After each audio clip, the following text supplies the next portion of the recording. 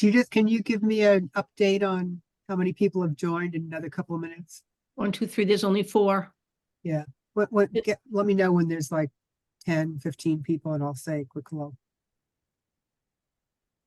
Says 2 attendees and 4 panelists. Oh, Yeah. okay. Yeah. Deidre and Sarah are in as attendees. Sure. And Okay. so I guess I know should when be, there's like 15 people. I should be on the attendees tab evidently. Okay. To, There's just Deidre and Sarah. yeah. Just let me know when there's 15 or so and I'll Okay. give them an update.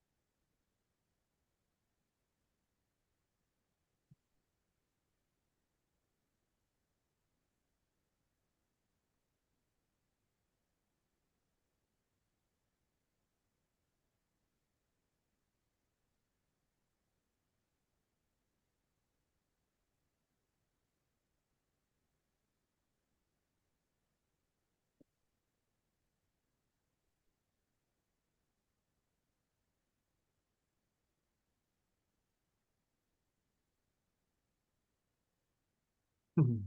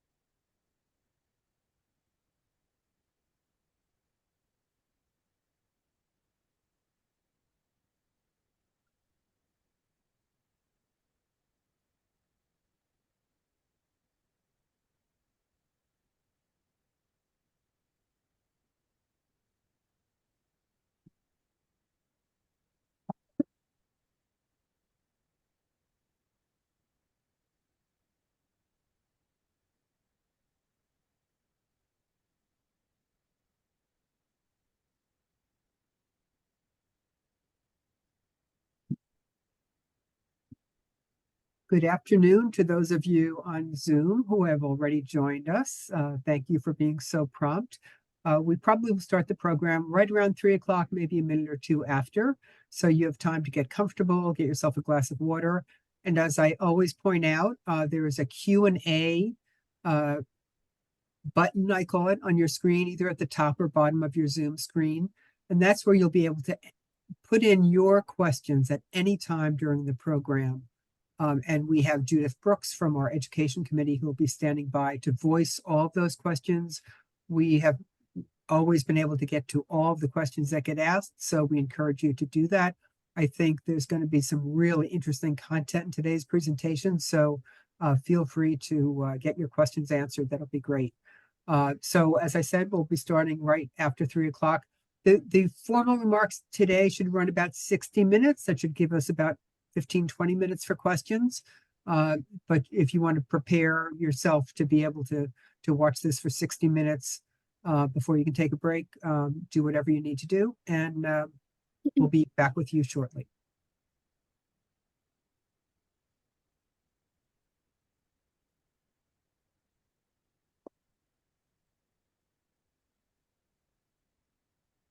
I was waiting for the 15.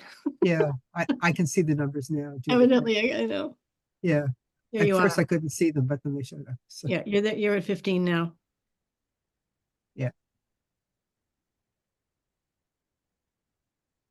I took you literally. It's all right. I got it.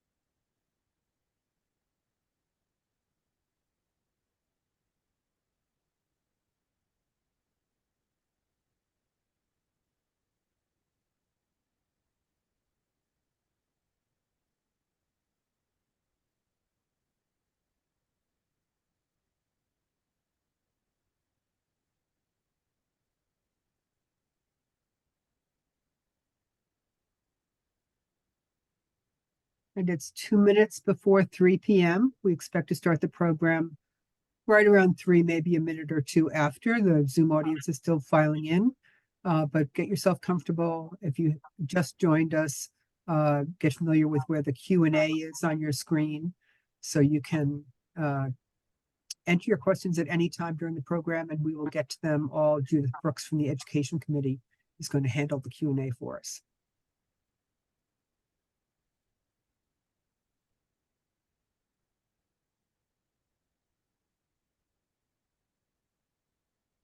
The formal remarks today should run about 60 minutes, just for your planning purposes.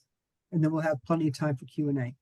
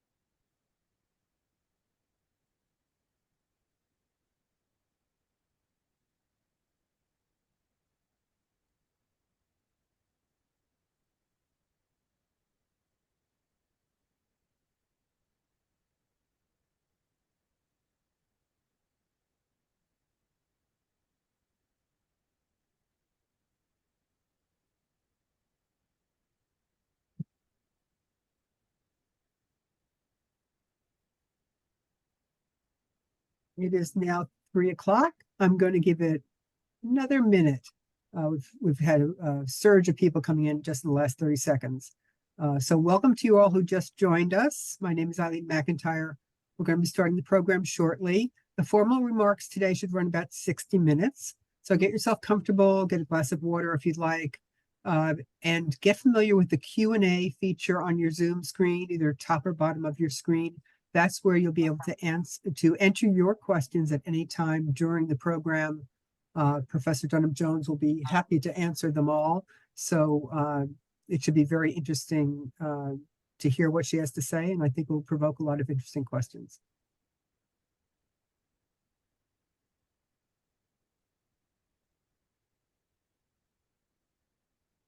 Okay, another 10 seconds and we'll go.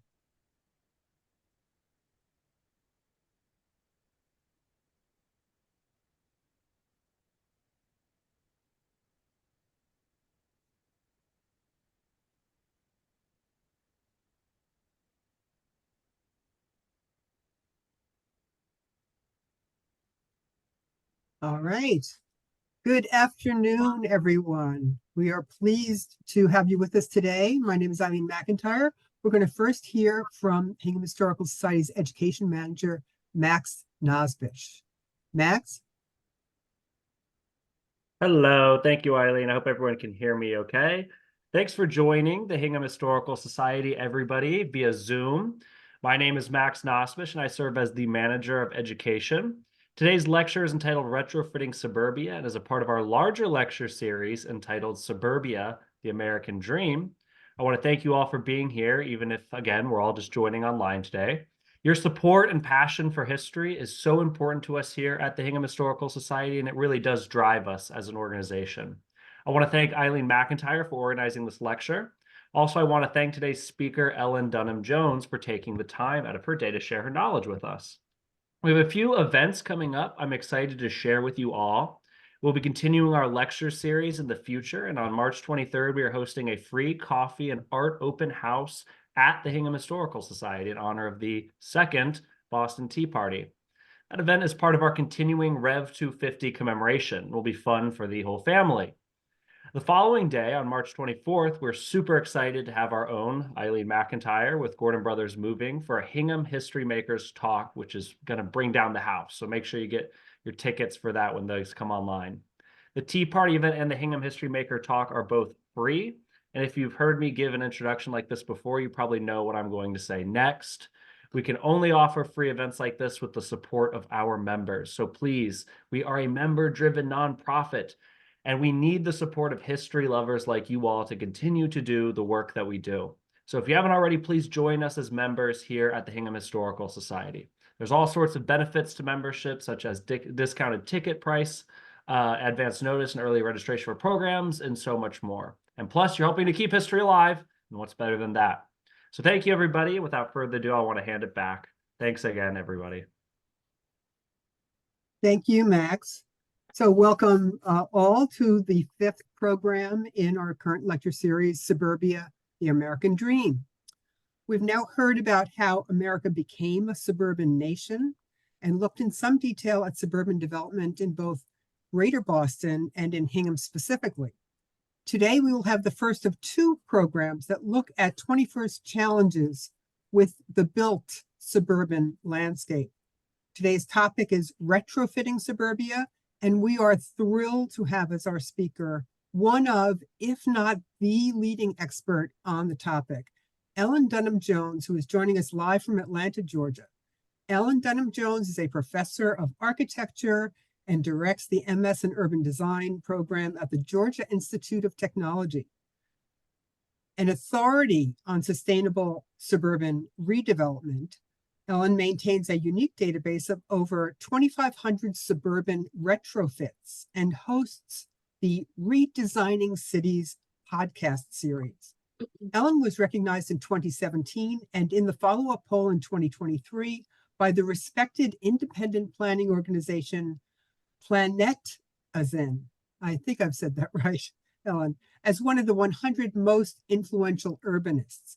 She is co-author with June Williamson of Case Studies in Retrofitting Suburbia, Urban Design Strategies for Urgent Challenges, which was published in 2021, and the earlier book, Retrofitting Suburbia, Urban Design Solutions for Redesigning Suburbs, published in 2009 and then again in 2011. That book received the EDRA Great Place Book Award of 2021 and the Prose Award for Best Architecture and Planning Book of 2009. Their documentation of successful retrofits of aging big box stores, strip mall corridors, and office parks into more sustainable places has been featured in the New York Times, Time Magazine, Harvard Business Review, PBS, NPR, and I could go on. Ellen is a fellow of the Congress for the New Urbanism, as well as the Brooks Byers Institute of Sustainable Systems, lectures widely, and conducts workshops and research on the many co-benefits of retrofitting, as well as on the potential urban design impacts of autonomous vehicles. On behalf of the Hingham Historical Society and the Education Committee, which planned this important series, it is my great pleasure to welcome to our virtual stage Professor Ellen-Dunham Jones. Ellen. Thank you so much, Eileen, for that generous introduction. And thank you to the Historical Society for putting on such a terrific lecture series. I always feel the suburbs kind of get ignored. Most books, most talks focus on downtowns, and yet this is where most people live. So I promise I will not show all 2,500 of my case studies, but I do warn it might feel like it. So I'm going to share my screen and say, let's get to it. So, generations of Americans, mostly white Americans, as well as the growing global middle class, have loved suburbia's leafy privacy and it as a vehicle for generating wealth. But the reason that June and I wrote, in particular, really this second book, I mean, both of our books, but in particular, the second book, is because of the unintended consequences that sadly kind of come along too often as the post-war suburbs in particular are really beginning to age. So I'm going to show a number of case studies and really draw pretty heavily on that book. And we organized the book around 6 urgent challenges that the suburbs were never designed for. Nobody was thinking about sustainability back in the 40s, 50s, 60s. I mean, the word we didn't really use it much. In the 70s, there was a lot of more environmentalism, but we didn't really start to get serious about this until in the 90s and early 2000s. So what June and I have done is find 32 very diverse case studies that in one way or another are raising the bar on meeting one of these 6 challenges: disrupting automobile dependence, improving public health, supporting an aging population, leveraging social capital for equity, competing for jobs, and the big one, climate change, adding water and energy resilience. And we also, as I think you'll see in the case studies, there really are 3 oversimplified kind of strategies. Almost every community wants to see redevelopment to increase their tax base if some aging commercial property has kind of stopped contributing to the tax base. But we really only see redevelopment occurring where the market is strong enough. In plenty of other cases, we see a lot of these properties being re-inhabited, adaptively reused with more community-serving uses, and quite frankly, not enough times. But what I'm always looking for are more examples where we are regreening that asphalt of all these parking lot dominated property types. So I'm going to start off with a little bit of kind of how I look at this. I am not a historian. I'm very glad to say, and I let Eileen know that my mother volunteered with the Princeton Historical Society in Princeton, New Jersey, where I grew up, and I have very fond memories of working with her there, occasionally meeting her. But I'm not a historian. I'm an architect, and really at this point, an urban designer. So is my co-author, June. And what we're really interested in, we could care less about the municipal designations of what is a city versus what is a suburb. We care about the form. So post-war suburban form often occurs inside plenty of cities, and at the same time, good urban form often appears in plenty of well-designed suburbs, especially the sort of 1920s, pre-World War II versions. But post-war suburban form can be characterized, as I describe it here, boxes surrounded by flat-ish space that's mostly lawn or parking lots. Private buildings are really what are foregrounded. That's what you notice. The green space is there, but it's pretty much in the background. The streets are tree-like networks. Think of the highway as the trunk, the arterials are the branches, and the cul-de-sacs are all the little twigs. And they're laid out in a way such that most trips are made by car. urban form, whether you're talking, just for as long as we've built cities, I mean, sort of urban form for centuries, is essentially boxes that front some version of a sidewalk. Parking is either behind or beneath that box. Public greens and streets are foregrounded as outdoor rooms that are shaped by buildings. And the street networks form smallish, walkable blocks, often in some variation of a grid. So at that very simplified level, pretty much what we're talking about with the redevelopment versions of suburban retrofits are retrofitting that upper image to have some more of the characteristics, becoming somewhat more urbanized. And I'll show a number of examples.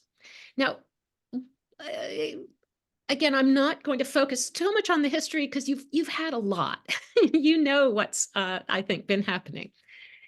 So very quick, there's a lot written on this slide, but I'll summarize that what's driving the retrofitting of suburbia is just an explosion, quite frankly, in the number of underperforming commercial properties. It's not the residential. They're aging too, but that's not driving the retrofitting. It's the aging shopping centers, the office parks, older office buildings, and it's the infrastructure.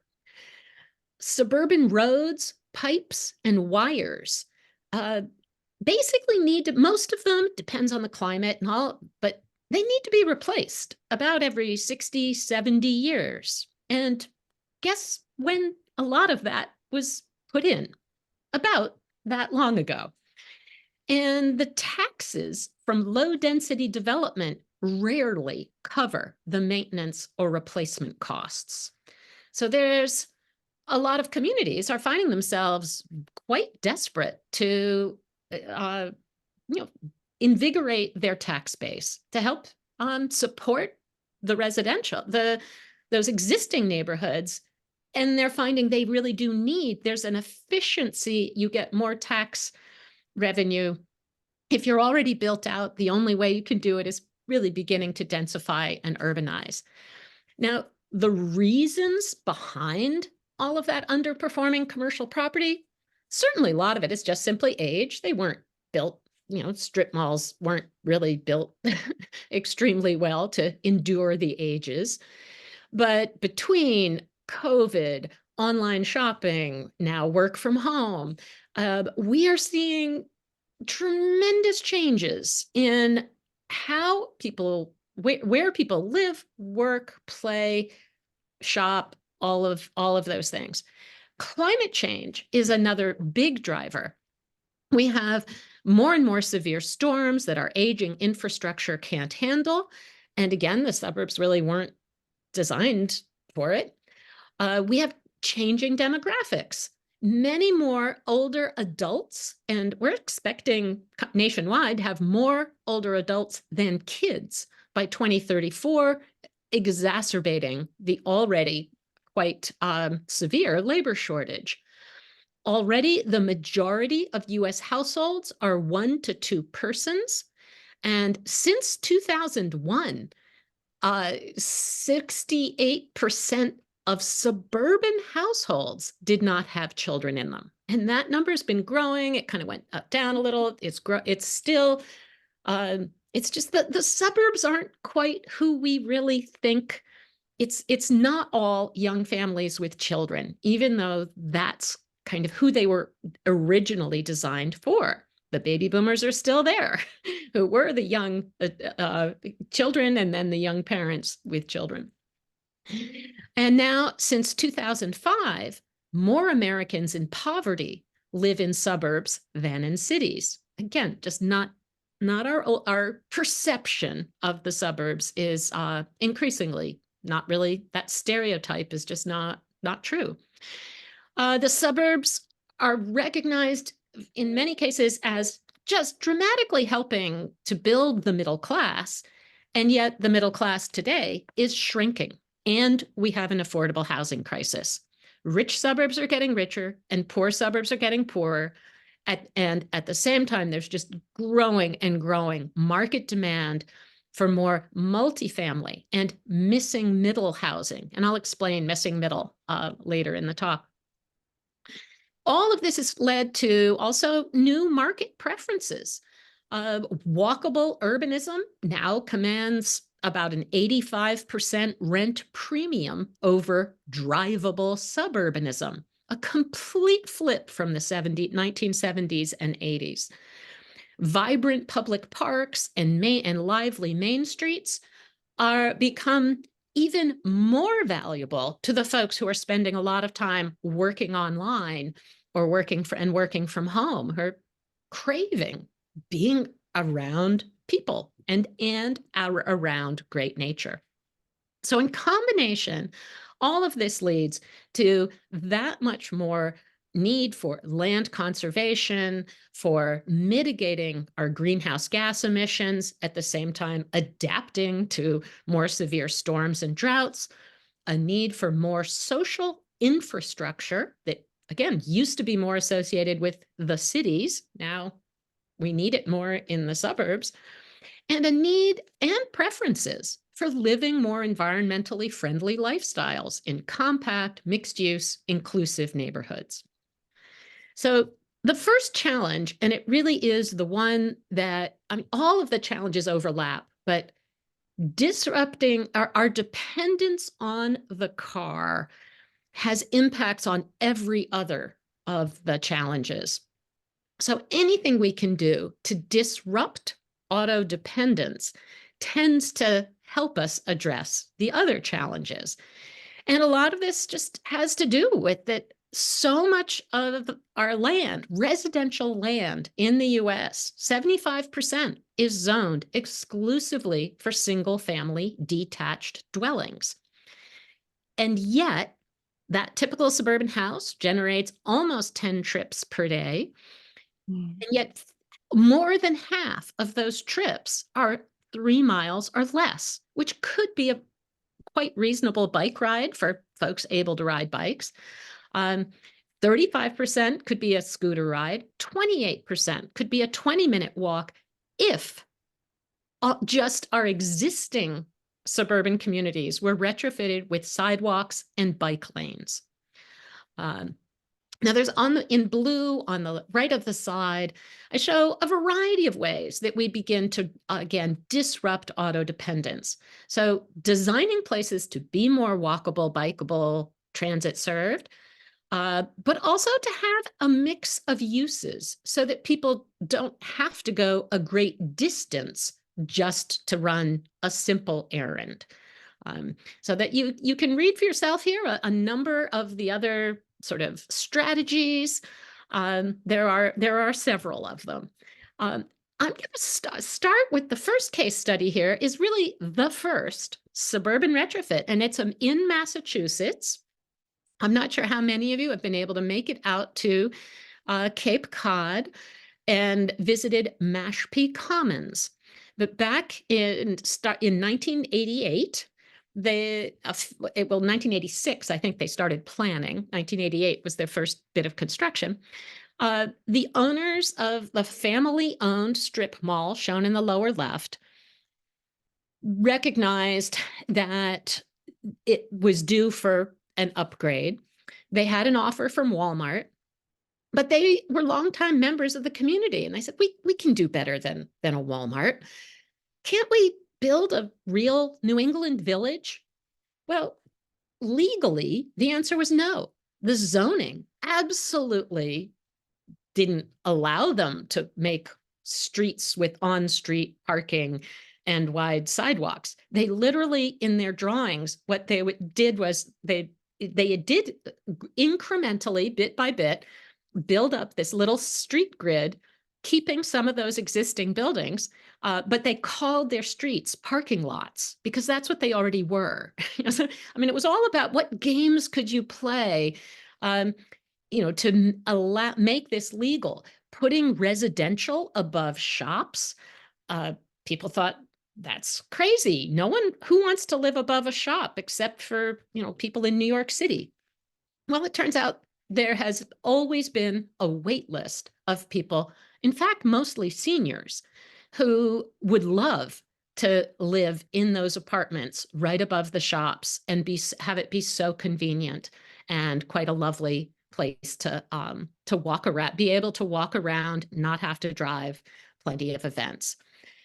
This is a follow-up slide on Mashpee, showing a couple of the strategies up at the top there, upper right. I've circled in green little liner buildings that they would screen the existing parking lot with, so that they still provided had lots of parking, because they were just building this bit by bit. So in the middle, upper middle, those are these little liner buildings. They're only 25 feet deep and maybe 50 some feet long, and they're too shallow deliberately for the big chain stores, but that was deliberately for the local retailers to sort of get that much more window space. They get to try out their wares, and at the same time, they can be moved if one as the project grows. Also on the upper right, this is some affordable housing. They built put in a lot of solar panels, as you can see there on the roof. They have their own state-of-the-art on-site wastewater treatment. And they were planning, so in the drawing of, from 2035, you see they were hoping to expand the little original street grid to have many more neighborhoods that would be easily walkable to the community. Sadly, 2 years ago, the Cape Cod Commission wanted this to happen. They agreed that initially they had fought Mashpee.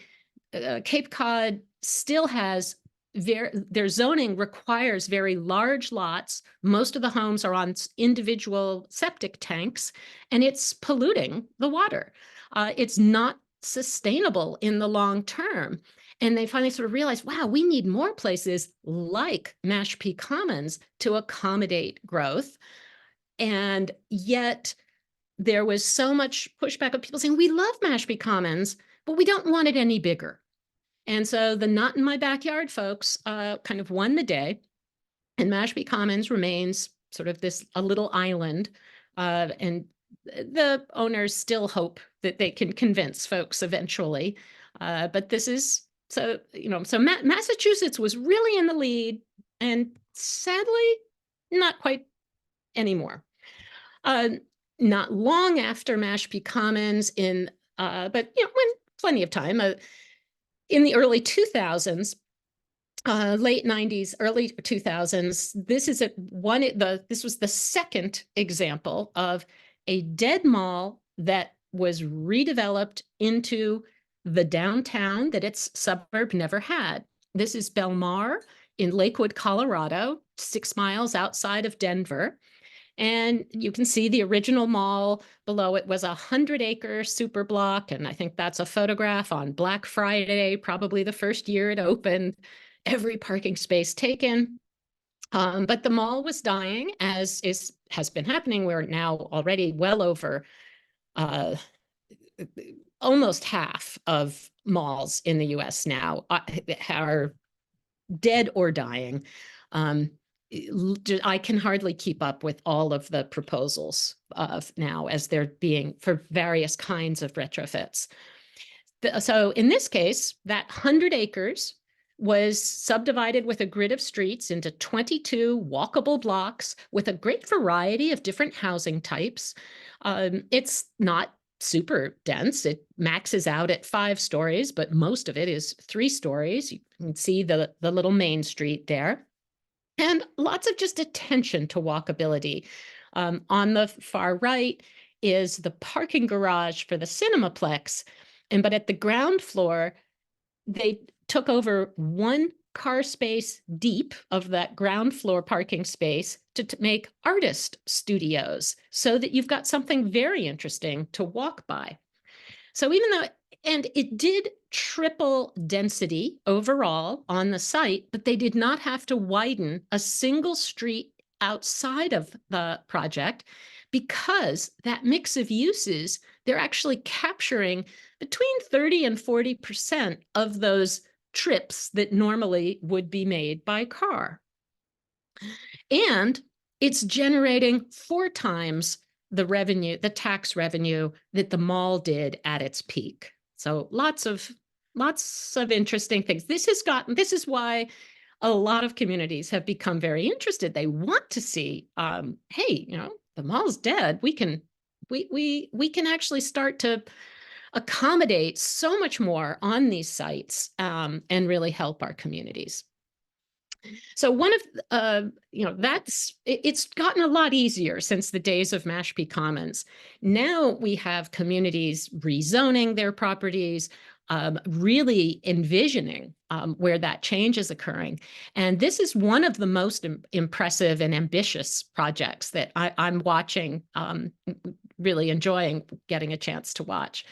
So this is the Pike District, about a 20-30 minute drive or subway ride outside of Washington, D.C. in North Bethesda, Maryland.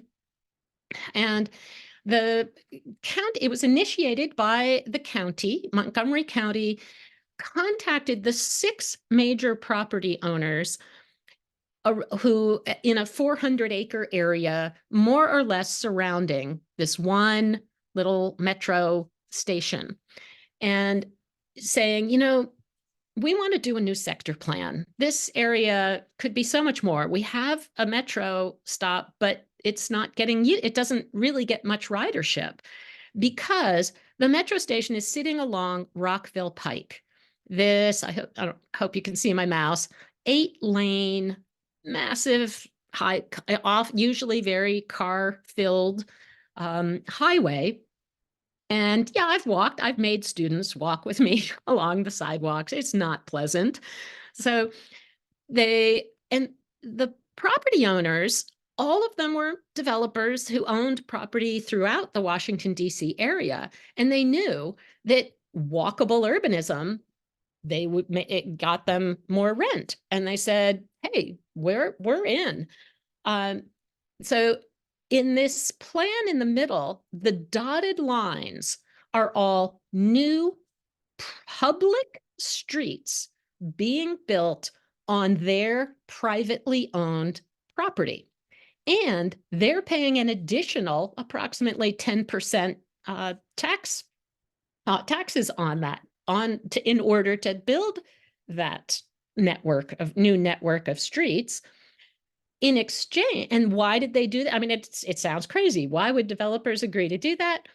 Because it gives them walkable urbanism. And no one property owner is going to do that on their site unless they know their neighbor's doing it. You need a full street network of walkable streets. So it's then the very first piece of it is in the blue circle, which is shown here over on the left. So that was a 30-acre strip mall with an enormous parking lot. And then below that is a picture from, I think, late 2018. There are some new office towers that have since gone in. And they're really doing, I think, a terrific job up. The street level is very fine-grained shops, very vibrant, lots of green infrastructure, very pleasant to walk along. And then even the roofs, quite a lot of solar, a lot of green roofs. There's even an urban farm that sells out constantly. So that's the first phase that has been built. And so here's that oval again. And they're doing this for a 4-mile long corridor. So really building a linear city, because the whole plan is they have the metro stops more or less along the corridor. And the plan is, once enough of the new local streets are put in place, then the county will put Rockville Pike, that 8-lane highway, on a road diet. It will go down from 8 lanes to 6, with much wider sidewalks and trees along the sides, tree-lined sidewalks, and with bus rapid transit running down the center. So the whole goal of this is to basically get more people take the trips off the highway, allow the local trips to occur on the smaller local streets, and to improve access to the transit. So this is real. This is happening. It is possible to transform this landscape of the upper left that I think we've all seen kind of anywhere and everywhere. It takes a while, but it is very much happening. Now, road diets are, I think, actually are a really terrific thing. And they can happen at a smaller scale too. As in this example, this is called the Boulevard in Lancaster, California. It was it's the town's main street. This is a small town, about almost 2 hours outside of Los Angeles in Antelope Valley. And they had, it used to be a 4-lane main street, but at one point they thought, oh, we need to get more visitors downtown. A lot of shops were closing and moving to the mall in the neighboring town that they didn't get any tax break from. And so they widened the street and increased the speed limit to 45, thinking that would help their downtown.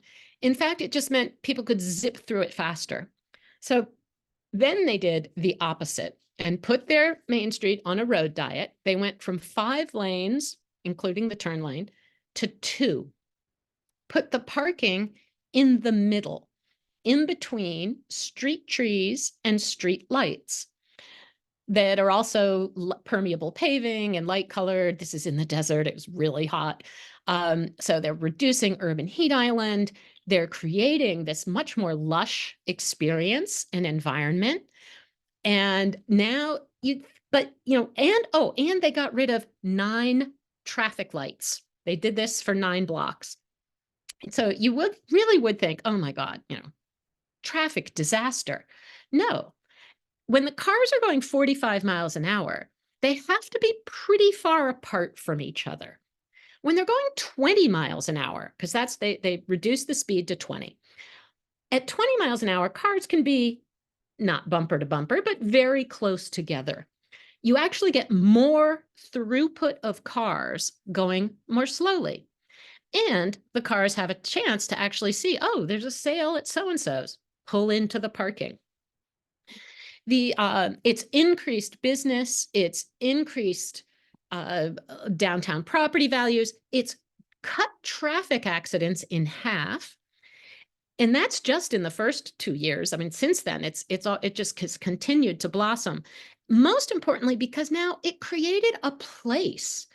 I was there when they were having their weekly farmers market. They just sort of close a couple blocks of the parking. They have lots of parades now down this great, their parking can become a fantastic event space. And I talked to several shop owners who said, oh, the mall wants me back, but I moved here. This is where the place to be. And we're seeing that, I think, in many, even in this case, a really very hot climate. People do love main streets. So one more strategy for sort of reducing, because if we're really going to reduce dependence on the car, we have to look at our streets and make them more pedestrian friendly. At the Boulevard, actually, I'll go back. Now people can very easily cross and go from one shop and cross over to the other in ways that used to be you wouldn't dare. But there's also increasingly a lot of attention to biking. And this is an example of an office park near me. I'm in Atlanta.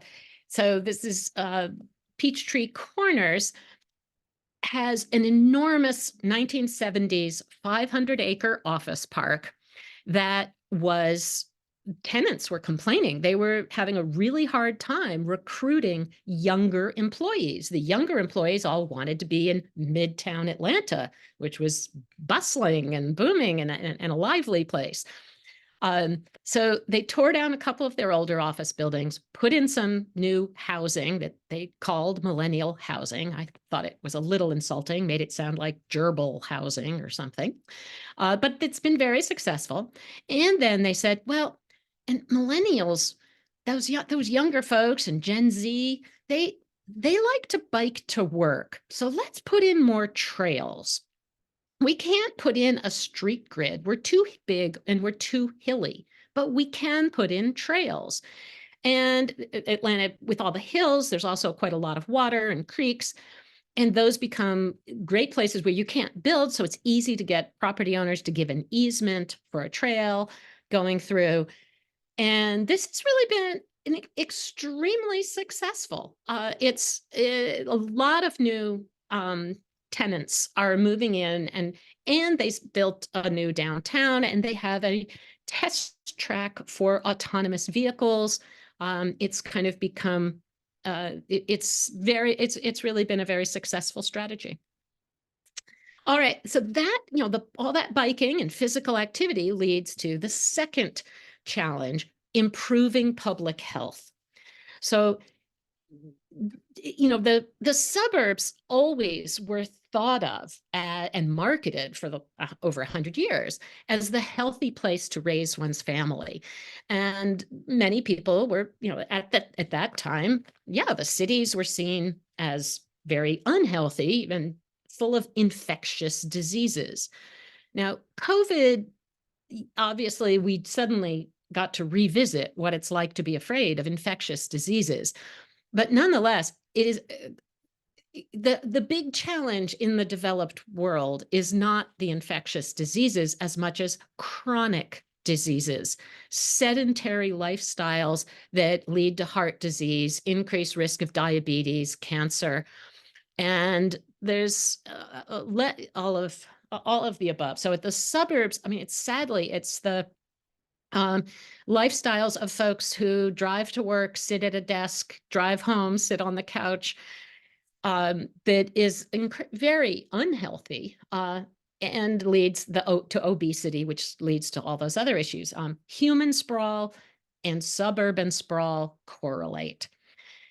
The other part of this, the chart I have here on the bottom, shows that at least up until just about 2020, the leading cause of death for children has been car crashes. We call them accidents, but they are so frequent when many people feel, no, these are our roads and our vehicles are designed to enable car crashes.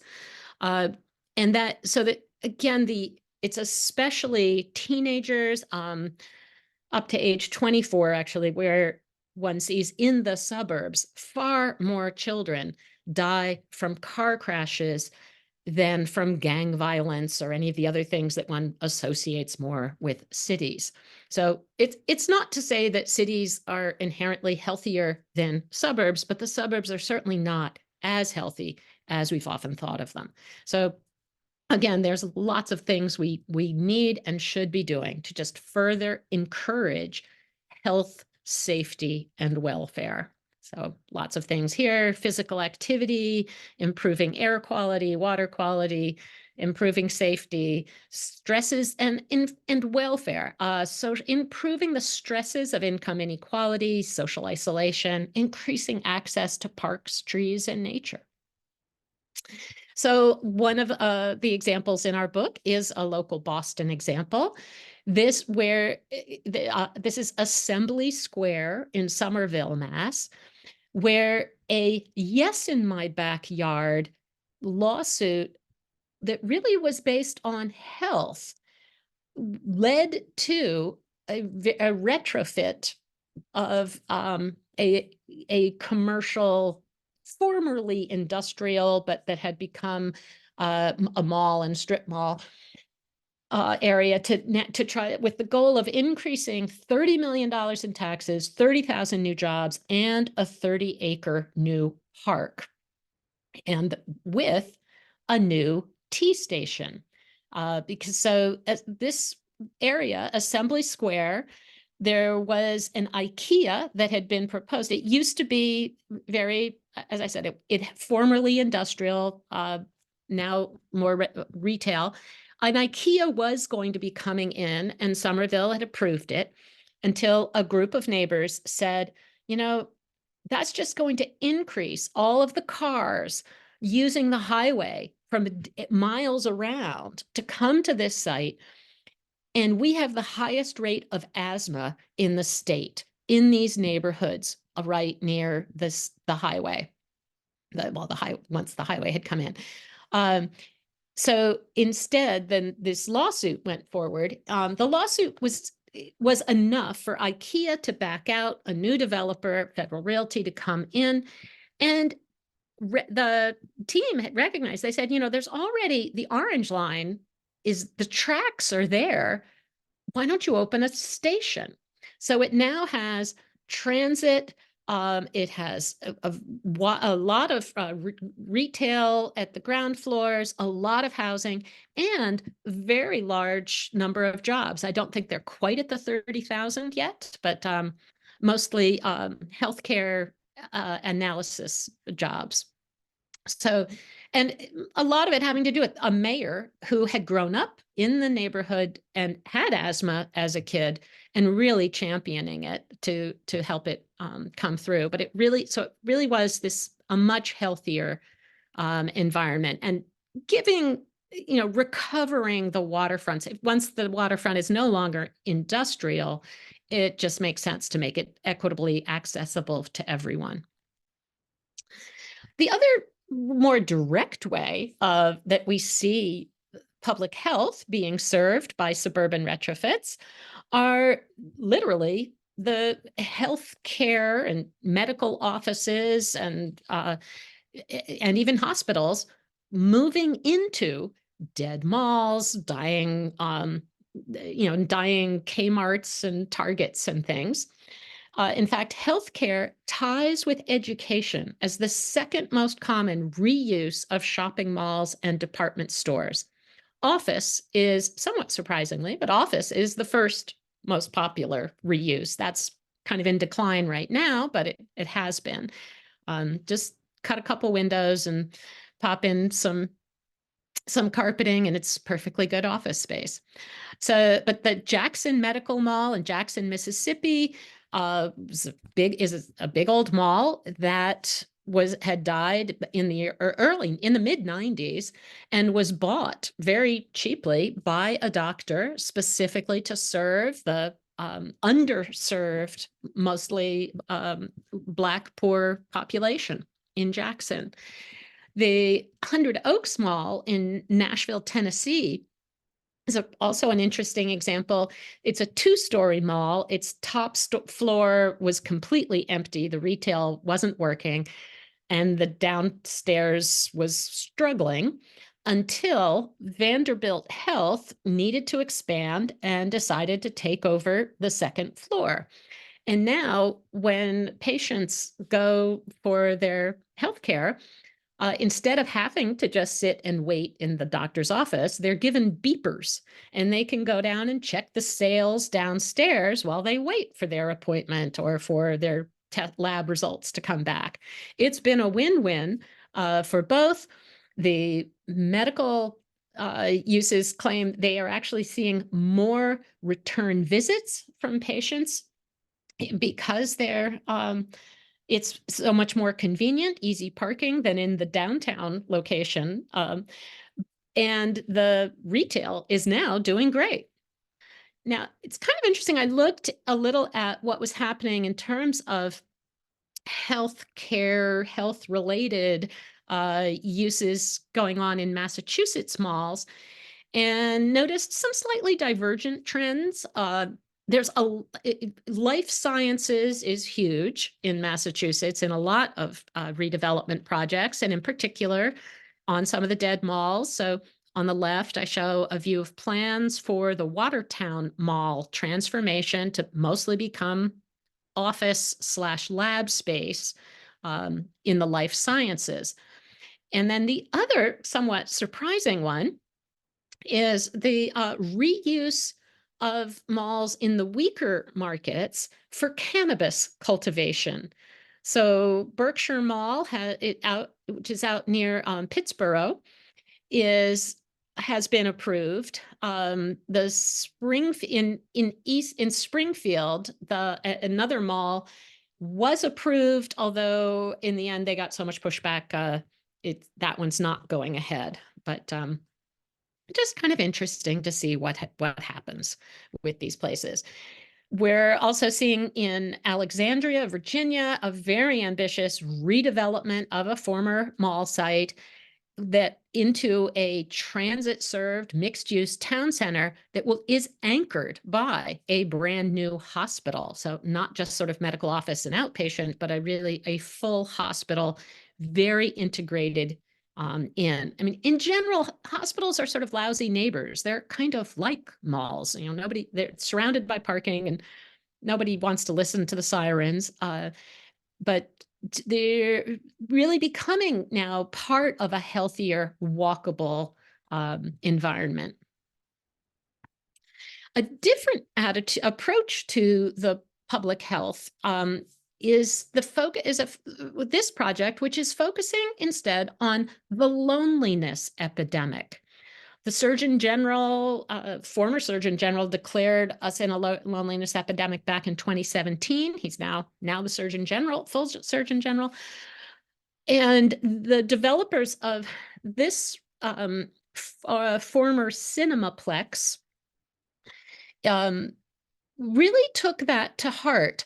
This is Eden's. They are one of the largest owners of grocery-anchored strip malls.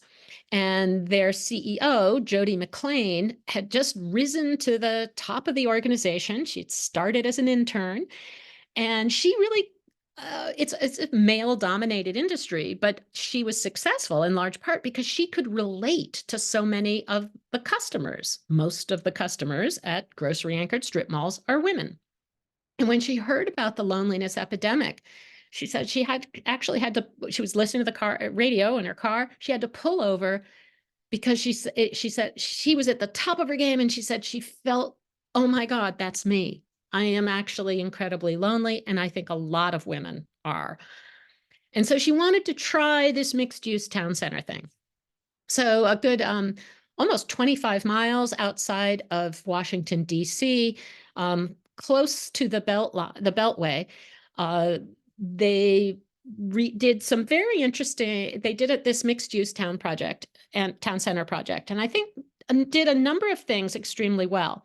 On the one hand, they're taller buildings, such as this one, that on the upper right, and then the diagram upper middle, you can see that at the ground floor, it's very fine-scaled, little boutique-y shops and restaurants, super walkable, nice grain, constantly changing, interesting window displays.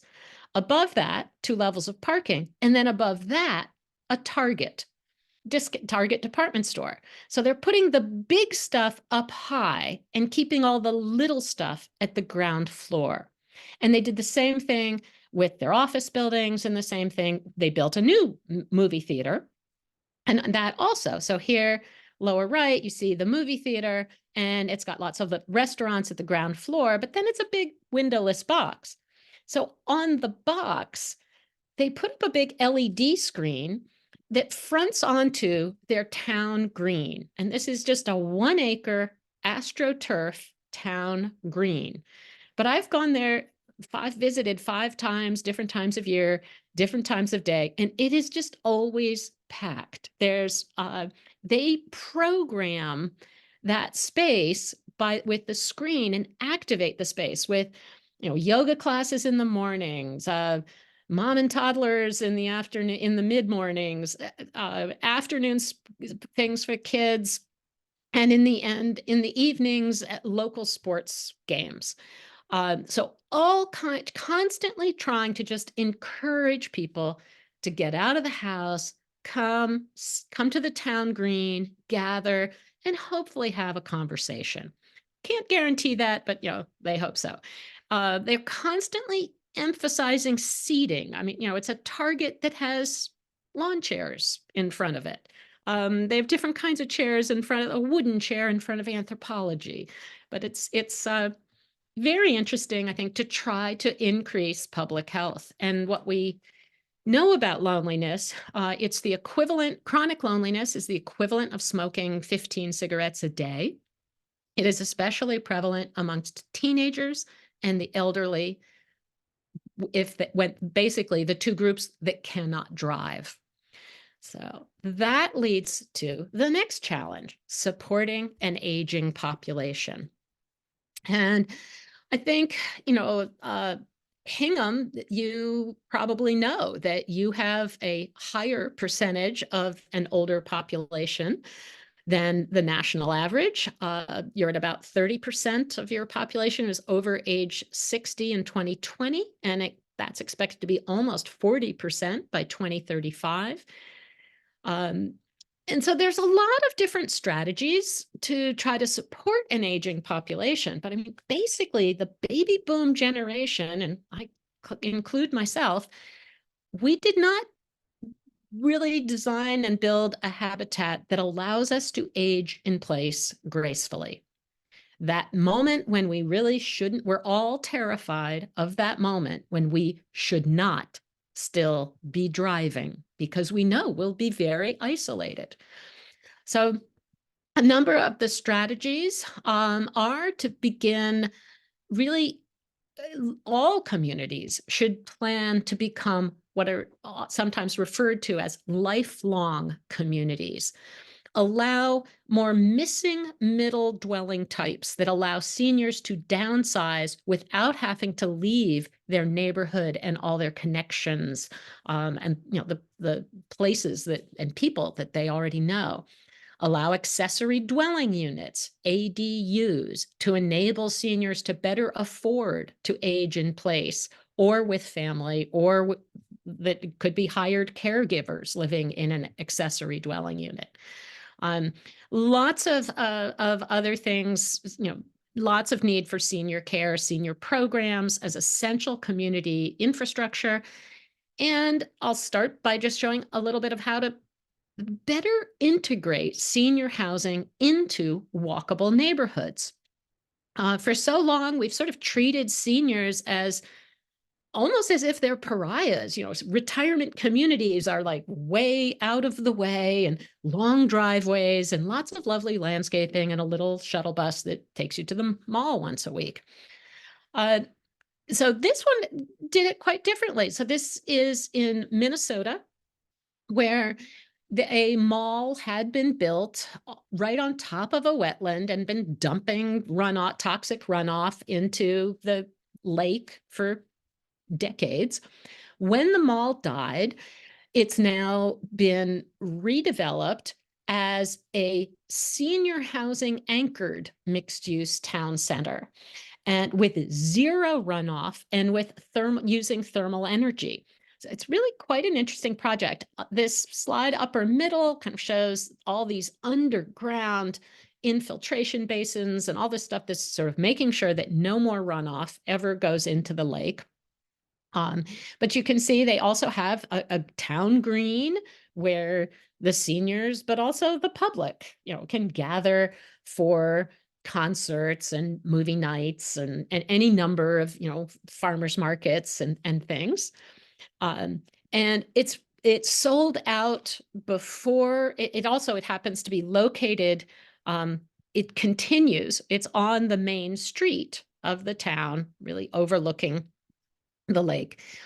This one sold out even long before construction was finished. But this is an expensive place to live, and not the best solution for everybody by any sense. Another, an existing retirement community is kind of doing the opposite, but I think I'm really looking forward to seeing how this one works out. So this is a retirement community in Charlotte, North Carolina, And so here's the existing, it's sort of very suburban, low density. Those are not just individual houses. Those are, a variety of different kinds of housing types, very spread out. But they are turning their long driveways into a new, more walkable, more diverse, very public, mixed use and mixed age community. They're not making this, they're building their own little, downtown kind of on their property. Very curious to see how that works out, but I think it will probably really help with social engagement from both directions. There have been a few examples, such as this one, of trying to build senior housing at dead malls. And in this case, up in Rochester, they took over a dead department store. I think it was a Sears. They cut a courtyard into the Sears and built senior housing, and then also on top of the parking lot built some more. It's really difficult to make housing work in a mall, the depths, it's just so big. So you have to make those courtyards to be able to get any kind of light in. But this was a great mix of affordable senior housing, market rate apartments. They also put a health and community center right into the old mall. So it's really got terrific facilities, I think, especially for the seniors. And even more affordable options are just simply to re-inhabit existing buildings. So over here is a Days Inn motel that was converted to very affordable senior living. It's located on the grounds of a mall, and the folks can go over to the mall, and it's across the street from a library. On the left is a older office building, just suburban, smaller office building that was turned into co-housing, almost all of whose residents are seniors. The parking court became a garden court, and I'm glad I have this early photograph of it because the trees are so big now you can really barely see what's going on. And then another's really important in terms of aging in place or aging in community. We know that a lot of seniors at a certain point really don't want and or physically can't maintain the big house. They loved their big house while they were raising kids, but it may not make sense for them now.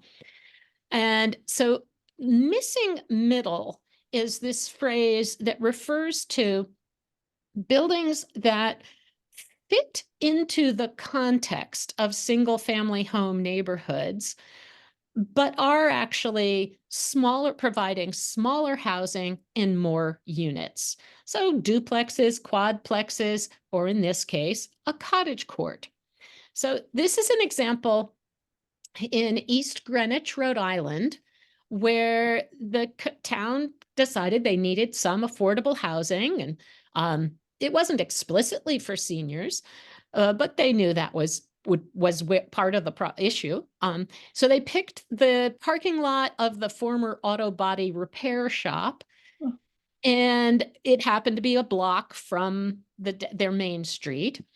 And the first proposal that came in was just a sort of, double loaded corridor, big institutional building plunked down on the site.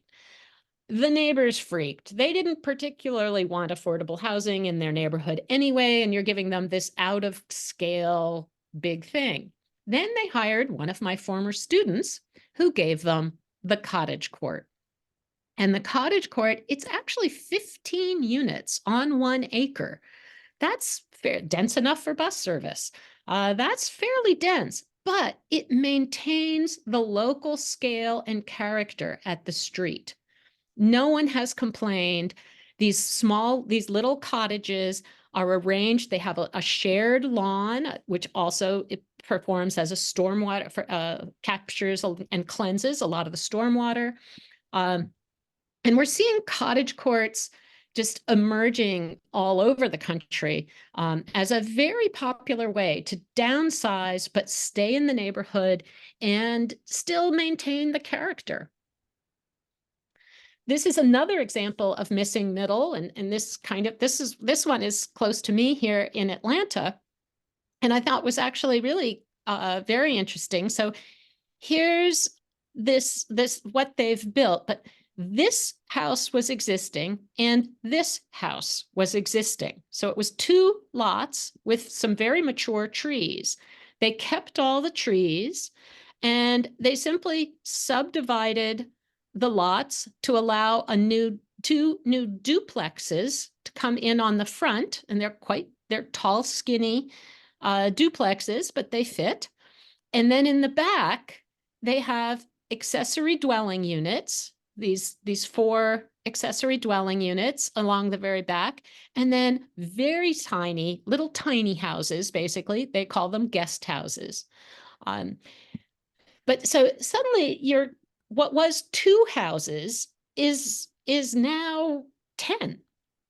And they didn't have to get a single zoning variance. All of this was perfectly legal. And extremely affordable. They share this common it's also a more communal way of living.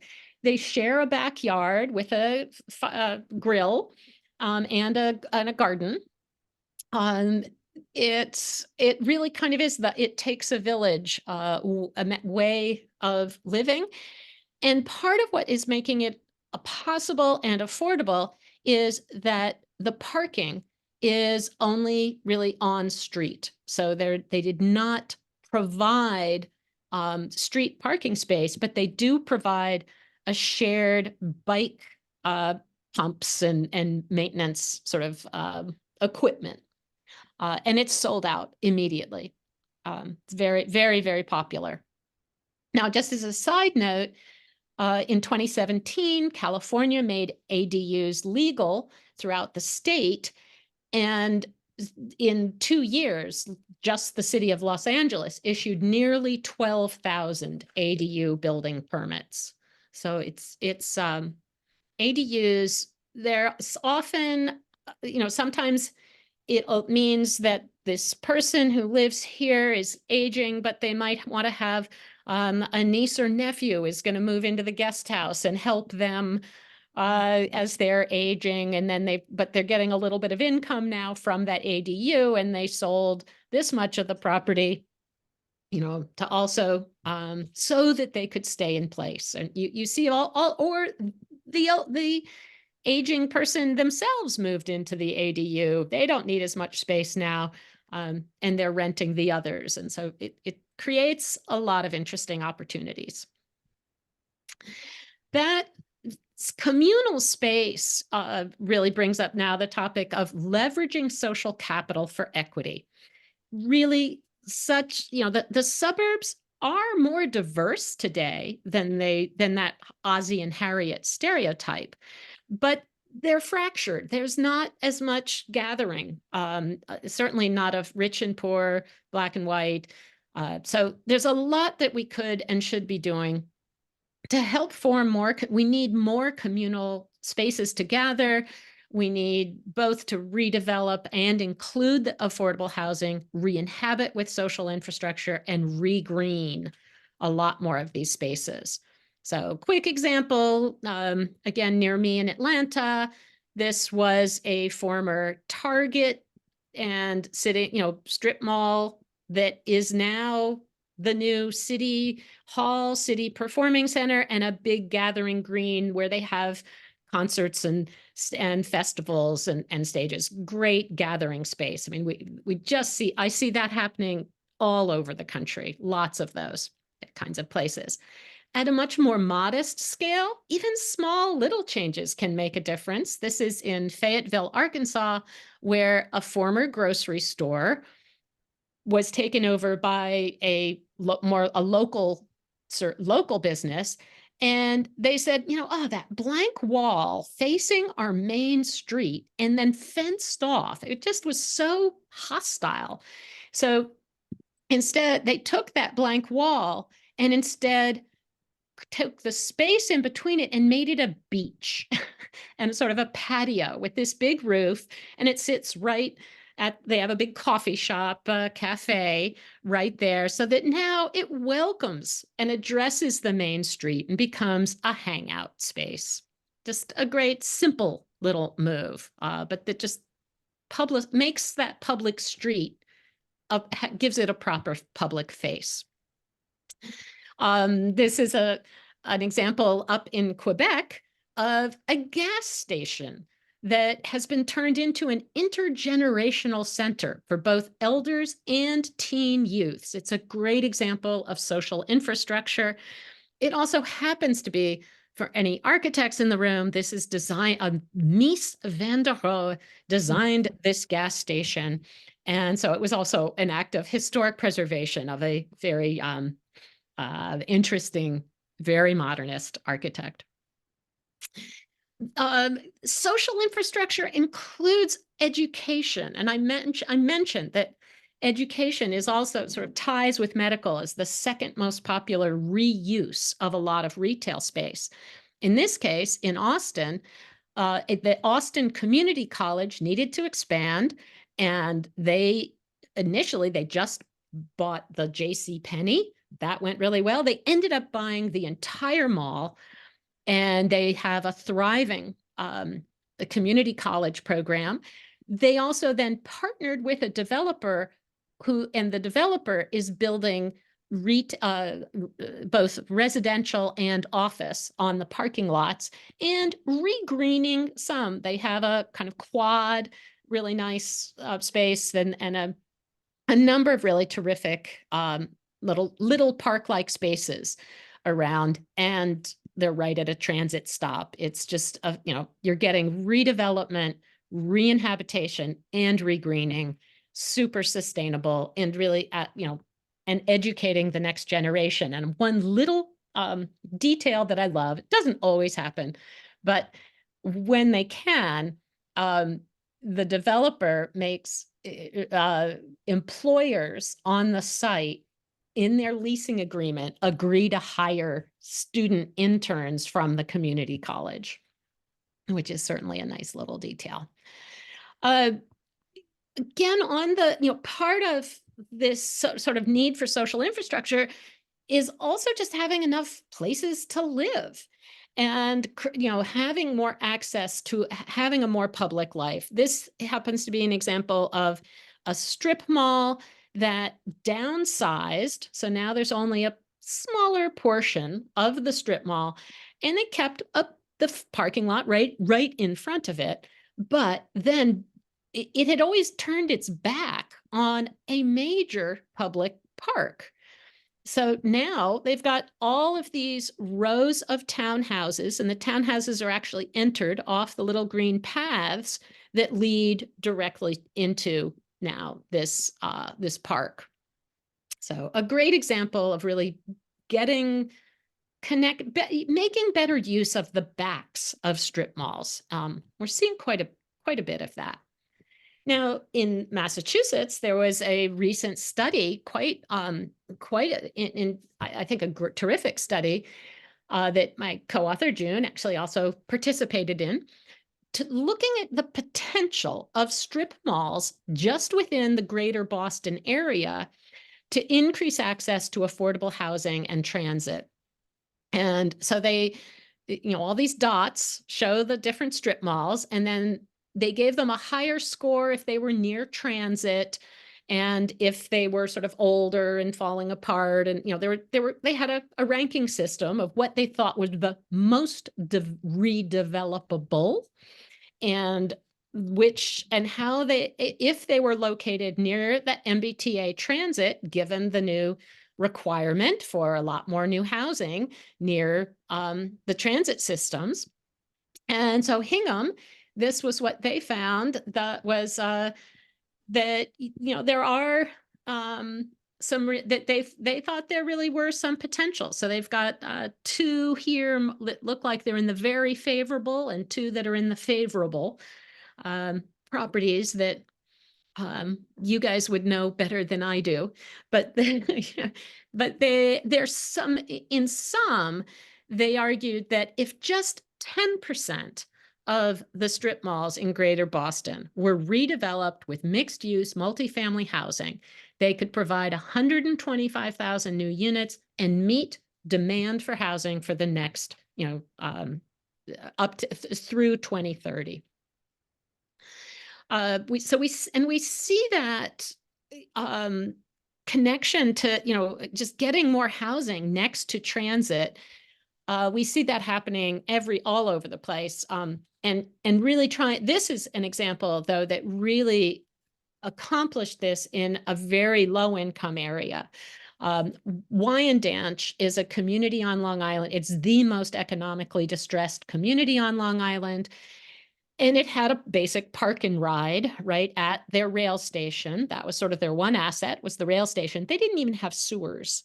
There were covenants, when Levittown was built, Blacks were not allowed to live in Levittown, or single women, or there were a lot of covenants.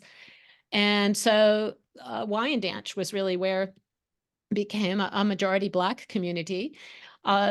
And finally, they were able to get enough grants together to rebuild their train station, make a terrific public space, add more housing. This is just phase one. And in the process, also require that a lot of the construction would be local folks getting trained as they built. So here, even a headline: once homeless and unemployed woman lands construction job. And similarly, as a part of that need for social infrastructure and jobs, there's such a strong connection. This is a project in New Haven where, we all know child daycare is incredibly expensive. The teachers are extremely poorly paid, the caregivers, and yet nobody can afford to pay them more. So now there's a program in Connecticut, the Early Childhood Teacher Housing Initiative, which helps to organize folks and organize a lot of it is through donations, to build workforce housing for those caregivers, if not on site, immediately adjacent to the daycare centers. I'm seeing lots more employers really interested in on-site workforce housing as a way to be able to provide social infrastructure, and even just as a way to operate any number of businesses. So this gets us into competing for jobs. I'm running out of time, so I'm going to just zip through this one. But there's this is a great example of a mall, again, near me in Atlanta. There are hundreds of examples of malls that have, as the population has changed, they have rethemed and really become ethnic malls. This one, when it was rethemed as a Hispanic, after a huge increase in Hispanic population, one of the junior anchors was relaid out with 140 little 10-foot by 10-foot stalls, just like a Mexican mercado. And today that's 140 small entrepreneurial businesses who are serving the population. Some of it's retail. It's also travel agents, lawyers, Spanish-speaking pharmacies, all sorts, really serving a population that was not being served by the chain businesses. And at the same, and then also, creating great entrepreneurial small businesses. At the other end of the scale, I'm seeing a lot of office parks that are getting infilled with more of a mix of uses as a way to attract people back to the workplace. So this was one that was built before COVID, and that was an issue, but it's just going gangbusters as a result of it. So this was an IBM R&D campus, 300 acres. In black here on the map on the left are the original streets, big, wide, streets. We call those the B streets, very car oriented. The developers inserted the red streets that are much narrower, slower, smaller streets that reduce the block size, make everything much more walkable. And those walkable A streets are lined with retail and a mix of uses. And now this is where sort of Amazon and Facebook and all are kind of moving. It's 12 miles outside of the downtown, but really showing how to kind of keep some of those old industrial buildings, but also really convert to the new workforce. But I know my students, if they have to work in an office park, this is the one that they would like to work at. Design really matters. This was a former taxi distribution parking lot that had a big auto body repair to fix the taxis, and it's where the taxis went to sleep at night. So it's been slowly redeveloped with more and more new buildings, but all of them pay homage to the original auto body repair. It's half residential, half office, and every residential unit as well as every office unit gets a rolling glass garage door. They killed it during the pandemic. They had the best ventilation of anyone around. It's an example of a really extremely anti-corporate, mixed use, kind of creative economy workspace. They recycle, it makes use of a lot of recycled materials. In the parking lot, you still see asphalt striping, but you also get then these little green infrastructure networks. And that leads me to the next one, the big challenge of climate change and adding water and energy resilience. So these images absolutely always makes me cry. This is on the left, Philadelphia's historic streams, and on the right, what it looks like after suburbanization. And that could be anywhere. You know, why are we flooding? Because we've put all the streams into pipes, and there's not enough room for them, let alone all the issues with energy. So we've got a lot of things, strategies that yes and no are happening, often not as often as I'd like to see. One great strategy is in Minnesota, the land of lakes. They care about their water quality, and they found that their water quality has been going down. Too much runoff. It is from the streets going into sewers that go into all those old, what were the creeks and eventually into the lakes. So now, as a matter of routine maintenance, whenever they have to repave a street, they narrow it, put in sidewalks if there aren't already sidewalks in it, and put in rain gardens. These are little gardens that are little depressions with wildflowers that then help infiltrate most of the water. And so much less runoff is going into, I mean, it's capturing like 85%. So much less runoff going into the creeks. And it's a terrific project. They've been doing a lot on the water out in Minnesota. Another project here was a dead strip mall that not only did the strip mall fail, but also the parking lot. It was built on top of a wetland. That was normal practice before the 1970s and the Clean Water Act. But it happened to be on a major migratory bird route. And so they were able to get grants to demolish the strip mall, depave, and reconstruct the wetland. And I took that photograph. I mean, it's a lovely little wetland. Well, what did that do? That was lakefront property now. So that attracted the first new private investment in over 40 years to a very, very low income area. And we see that all the time. Regreening, when done well, absolutely attracts some degree of redevelopment. So they often really go together. This is an amazing example in Meriden, Connecticut, where they had a mall in their downtown. So, I mean, you can debate whether it's suburban, but it still was a mall surrounded by parking. So suburban form that had been built on top of a creek that was just put into a pipe. The dotted lines here show the pipes. And they flooded, back-to-back floods in the 90s, terribly devastating the downtown. Finally, it took a long time, but they finally demolished the mall. They daylit the creek. So this image in the upper middle shows them taking out the pipes, the concrete pipe culverts. And then below that, the now daylit creek.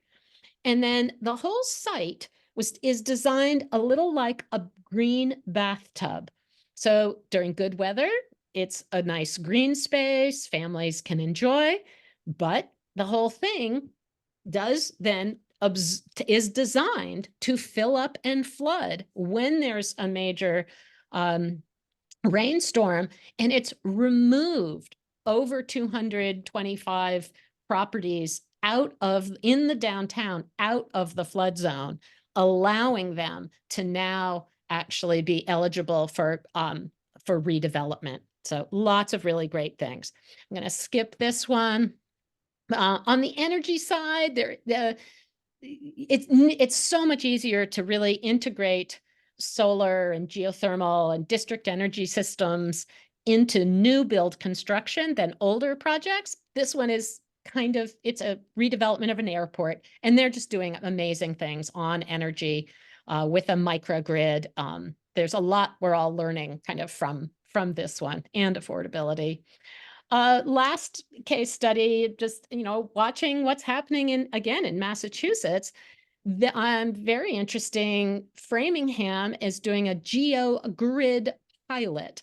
So they're geothermal is just taking advantage of the Earth's heat, putting down these boring little pipes, and then you pass a liquid down through it. It warms up to the Earth's temperature, and then a heat pump is able to turn that into usable heat and energy. And they're doing this now at neighborhood scale. So I look forward to learning more and more from Massachusetts. So what will the future history of suburbia be? I hope that the American dream will evolve to include more and more redevelopment, more re-inhabitation, and more regreening. But I do worry because I see still a lot of sprawl being built, and I feel like my work will never be done. But I have a couple comments here of things that I think should be done to help us try to shift the American dream. But I'm going to leave that to you guys to see what kind of questions and discussion. What do you guys think? So, Ellen, thank you so much. We're going to quickly move into Q&A. If you want to stop your slide share, and we're going to have Judith Brooks from the Education Committee voice the questions that have come in. We'll run over a little bit to make sure we answer questions. So Judith, any questions coming in yet? We do have an open question for Ellen. How do all these small retail shops compete with Amazon? Mostly by providing an experience that you cannot get online. So there are a number of ways that, whether it means you get to go and taste things, you get to go and try things on that you wouldn't otherwise, you get to really know a shopkeeper and get their advice. So they'll find something you in particular kind of want and can't find. So, but it's in general, I think retailers are big and small are recognizing you need to have what they sometimes call bricks and clicks.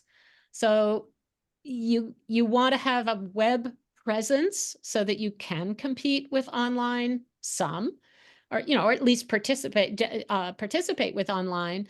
But it's also really, I think, by trying to have events and experiences. I mean, one of the sponsoring the local little league team, and they're all wearing T-shirts that has your logo or your name somewhere on the back. I mean, it's anything that a small shopkeeper can do to demonstrate how local they are. Always, I think, tends to get folks, feeling good and wanting to absolutely support them. And then there's a few interesting things that so there's a airport outside of Vienna, Austria is being redeveloped as a very walkable car and actually employing gender mainstreaming, which is just a whole other very interesting topic. But one of the things, they're really trying to reduce car trips. So retailers have e-cargo bikes at their stores that any customer, I don't want to have to carry I don't mind walking here, but I don't want to carry the groceries home. So I can, just borrow the e-bike and then bring it back. So, it's getting creative with different ways of making being local that much more of an advantage. Thank you, Ellen. We do not have any open questions at the moment. Well, I could jump in with one before I close out. A couple of years ago, I remember reading a lot about large universities that were building senior housing on their campuses. Now, I know you gave an example of a community college and some redevelopment, but this was just on their campus, building infrastructure and then giving amenities to the seniors to, be able to take classes and stuff. Haven't heard a lot about that recently, and I wonder if has that caught on or? I do know of a couple of examples that happened, but I agree, I haven't heard as much of it lately. Student housing is being built a lot, even though the actual, I think 2009 was supposedly the peak year of college age students demographically. We're on a decline. And so more and more a lot of the smaller universities are really struggling and kind of facing a future of we may not be able to continue to quite we may have to think of some alternative futures. But there's also a kind of a competition now to make the student housing it's just so much more glamorous than the dorms I lived in, and probably most of us remember. And whether we'll actually start to see some of those much fancier student housing become senior housing as the student population continues to drop, because I do feel like universities are investing in this very fancy student housing. And sometimes it's the universities investing, sometimes it's just private investors right near a college campus. But part of what I'm also always looking at a little bit is, and telling my own students is, everything you design today will at some point in time be retrofitted. So, thinking ahead to how something itself could be used in the future, how is it going to be changed? I would imagine we're going to see a lot more senior housing of just more and more varieties of it. Right now, by far, most people age in their homes.